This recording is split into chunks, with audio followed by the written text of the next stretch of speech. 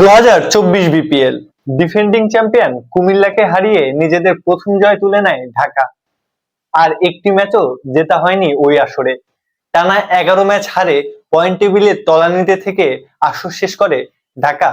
2025 BPL নতুন promise নিয়ে নতুন নামে এসেছে ঢাকা ক্যাপিটালস। তবে লাভের লাভ কিছুই হয়নি।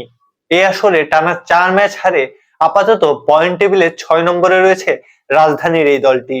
গত আসরেও ঢাকার কোচ ছিলেন খালেদ মাহমুদ সুজন। এই আসরেও তিনিই আছেন। ফ্র্যাঞ্চাইজি লিগে কোচ হিসেবে টানা 15 হার, যেন নতুন রেকর্ডই তিনি করলেন। গত আসরে কিছুটা দুর্বল দলই গড়েছিল ঢাকা। দেশি বিদেশি মিলিয়ে ছিল না কার্যকরী কোনো তারকা।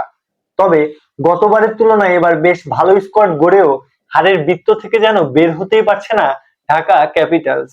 ঢাকার এই দুরবস্থায় কিছুটা প্রশ্নবিদ্ধ কোচ খালেদ মাহমুদ সুজন।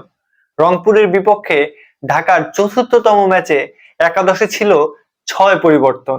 রানের মধ্যে থাকা শাহাদাত হোসেন দীপু এবং এসকেনাজিকে বসিয়ে রেখে 3 বিদেশি নিয়ে একাদশ সাজিয়েছিল দলটি।